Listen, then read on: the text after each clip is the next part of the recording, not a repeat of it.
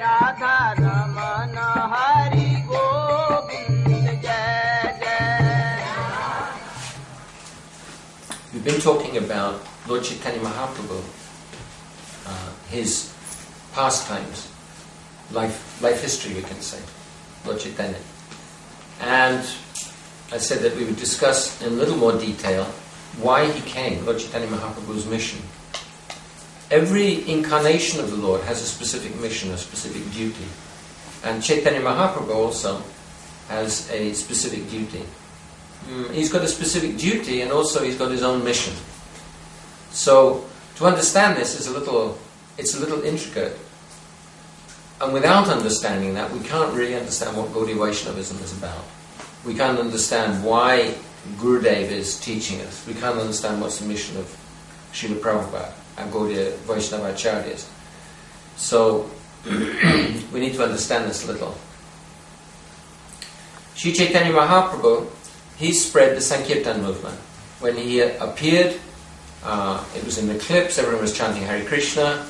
When he was a small baby, he would cry unless everyone chanted the holy names. So in this way, he was publicizing the fact right from the beginning that his business is to spread Sankirtan.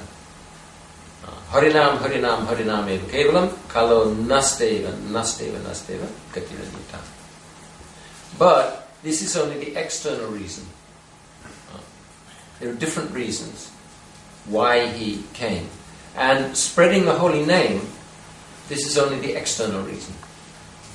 In Keshaji Gaudiya Math, on the occasion of Vishwarup Mahotsav, when my Guru Maharaj took sannyas, so on the anniversary of that, traditionally, because our Srila Gurudev was the priest at that ceremony, and in fact, he urged his Guru Maharaj, our Srila Param Gurudev. Gurudev urged Srila Param Gurudev to instruct my Guru Maharaj that, Abhay Babu, it's time to take sannyas. So, on that anniversary, previously, the senior ISKCON devotees used to come to Keshaji Gaudiya Math and they would celebrate Srila Prabhupada's taking sannyas. So on one occasion, I forget when, 92, 93, something like that, Srila Gurudev gave a speech. At that time, Harikata. So at that time his English was not so polished as it is now. So in the course of his speech, he said, if Swamiji, your Srila Prabhupada, if he only came to teach Bhagavad Gita and spread the holy name, then he's a servant of Mahavishnu. But actually, he's a servant of Mahabhav Rasaraj. In other words, he's a servant of Sri Caitanya Mahaprabhu in his most exalted form, his most exalted aspect of Srimati Radhika and Krishna in divine embrace. So unfortunately the devotees misunderstood what he said. Oh, he's saying that Prabhupada's only a servant of Mahavishnu. Took it exactly the wrong way around. But actually Srila Gurudev, he was emphasizing that what is the real purpose of Srila Prabhupada's coming. And therefore, Srila Gurudev, we've published a book called Gauravani, where Srila Gurudev is explaining what is Gauravani, what is the mission of Sri Caitanya Mahaprabhu. Namaste Gauravani. Namaste Saraswati Devi Gauravani Pracharane. This is a pranam mantra from my Guru Maharaj. So he's spreading this Gauravani all over the world. What is this Gauravani? This crucial question. In Chaitanya Charitamrita, Krishna is musing to himself, deliberating. All over the universe, people are worshipping me in awe and reverence. But I'm not so attractive. Nahi mora prita. That love in awe and reverence, that can't bind. But then he's saying, but in Vrindavan, my friends, they say, what kind of a big man are you? I can defeat you. And wrestling with me. And he says, that's so attractive to me. And my mother, sometimes she chases me, sometimes she ties me up. And what to speak of when the gopis are chastising me. He said, when they're chastising me, that steals my mind from the reverent hymns of the Vedas. So, Krishna is saying that his pastimes in Braj, that's really what attracts him. And he's so kind that he wants to attract fallen souls to those pastimes. So why did he come? Why did Krishna come? We know that he came to defeat the demons, to protect the devotees, dharma sangstarpanartaya, to re-establish the principles of religion. But this is external. His real purpose of coming was to stage a wonderful dramatic performance of the Braj pastimes. And by that means to attract everybody, attract fallen souls, and also attract his own devotees, even his devotees, to attract them to give up their worship in awe and reverence and to worship in the sweet, spontaneous moods of Braj. This is the purpose of Krishna coming. But nobody understood. He performed his pastimes, but who understood them? Bhishma Day, he's lying on the bed of arrows after the battle of Kurukshetra. Yudhishthira Maharaj has been brought to Krishna because Yudhishthira Maharaj has great doubts. He doesn't want to rule the kingdom because he says it was bought at the cost of blood. So he doesn't want to rule the kingdom. And Krishna brings him to Bhishma Dev to reconcile satisfy his doubts. So Bhishma Dev, at the end of his explanation, and he's saying to Krishna, how is it? He says, you're feared by fear personified, and yet you're afraid of other children. I can't understand that. I can't understand that. Kunti Devi also, the same. They're not sure, is this a dramatic performance? No, it's not a dramatic performance. Krishna is really afraid of Mother Yashoda. So, the devotees at that time, outside Braj, practically nobody understood, even Uddhav. Krishna sent Uddhav, he's the most exalted devotee in the universe. Krishna sent him to Vrindavan so that he could enter the school of the gopis. But the gopis, they set an entrance examination. They said, pure prem can't be broken in any way. Our prem for Krishna is completely pure. We didn't want anything for ourselves. So how is it that Krishna's left? Uddhava couldn't answer. He couldn't pass the entrance examination, Gurudev said. So nobody really, very, very few people really understood the Vrindavan pastimes. So therefore Krishna himself came again as Sri Caitanya Mahaprabhu to explain these Braj pastimes. He came as his own devotee. Another thing is that because of the nature of the Braj pastimes, because of Krishna's pastimes, especially with the gopis, because Krishna is playing with his friends, he's playing with his mother and father and the elderly gopis, and he's playing with the young gopis, his sweethearts. So ordinary people, they couldn't understand that actually he's the Supreme Personality of Godhead. So Krishna came as Chaitanya Mahaprabhu, as his own devotee, and he explained that Krishna is the Supreme Personality of Godhead, and he established the worship of Krishna, and he established Braj pastimes as the supreme pastimes in the universe. So Krishna himself had to come for that purpose. But that wasn't the only reason. Prem ras niryas karte asvadan, ragmag bhakti loke karte pracharan.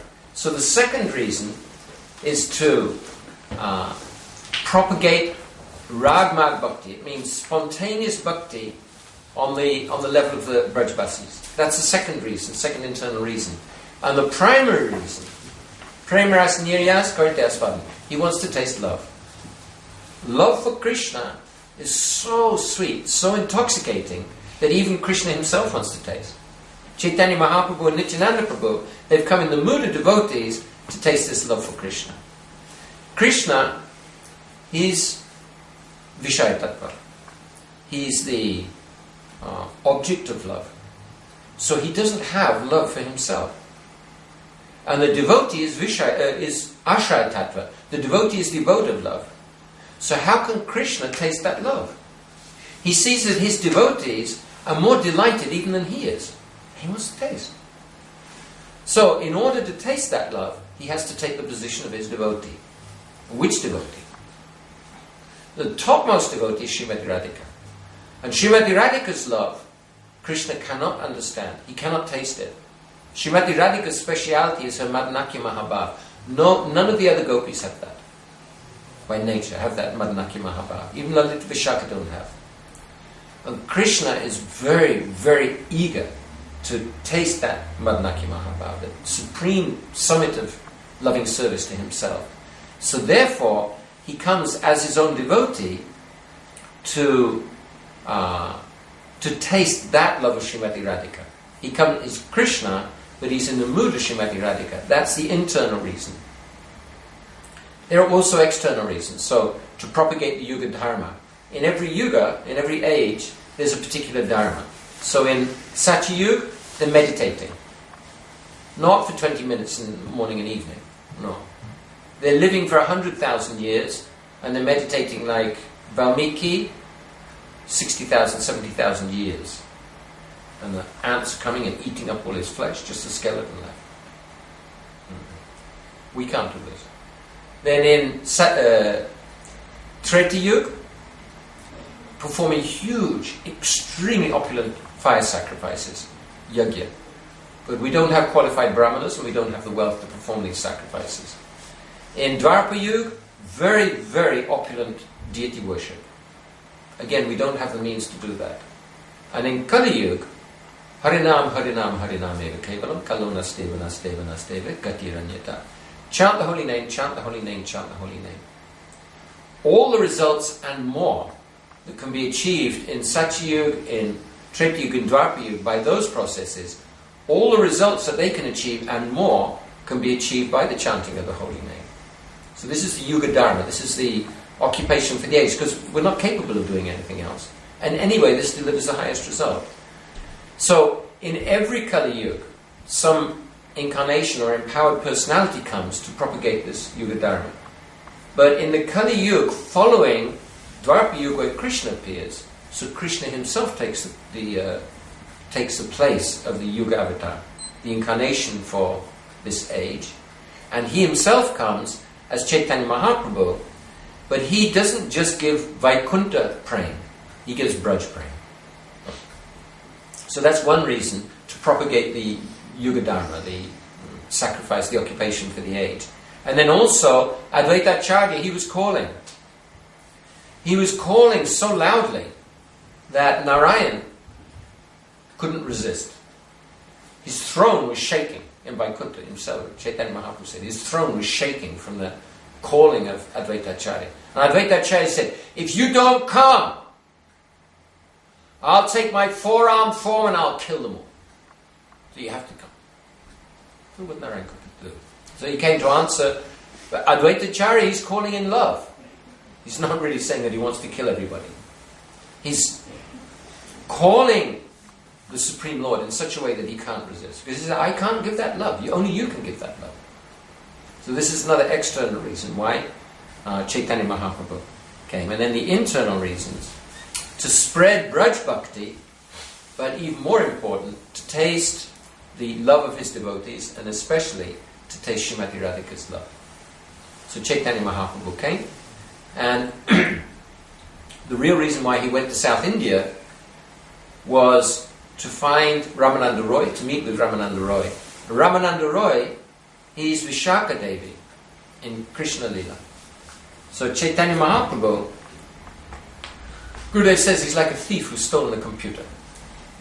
So Radharani, he's got Radharani's mood, but he doesn't know how it works. He doesn't know what to do with it.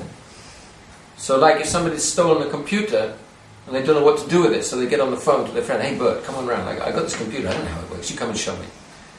So who's Chaitanya Mahaprabhu going to phone? Who's he going to get in touch with?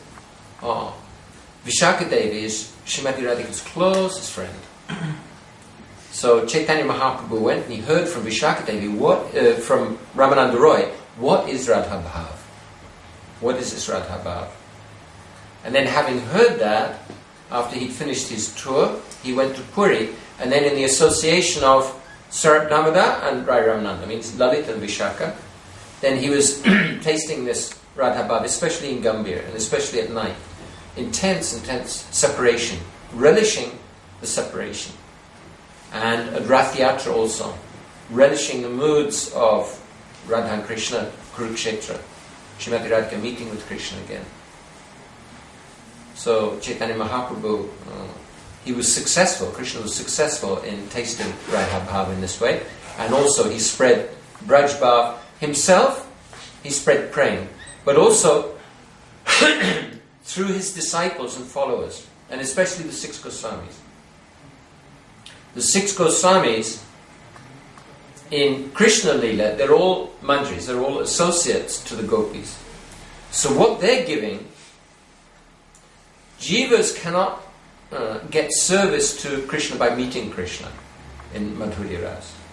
And what the acharyas are giving is this mood of serving the pastimes of Radha and Krishna. They're manjaris, means they're servants of the gopis, and they're giving this very, very exalted, beautiful mood of serving the pastimes of Radha and Krishna. So Gurudev often and often he quotes this verse that what is Chaitanya Mahaprabhu come to give? Anarpita chirinchara karanaya kirnakalo. It wasn't given in such a long time. One day of Brahma. Anarpita chirinchara karanaya kirnakalo. Samarpayattamunnato jvala rasam sabhakti shriyam. Krishna Bhakti is so beautiful. Subhakti Shri. What is Subhakti? Means the Bhakti of Srimati Radhika to Krishna. But what is Shri? Shri means the beauty. So Gurudev gives this example that a creeper has leaves and flowers and buds. So when the wind comes, if there's no leaves, it's not very beautiful. They can't play with the creeper.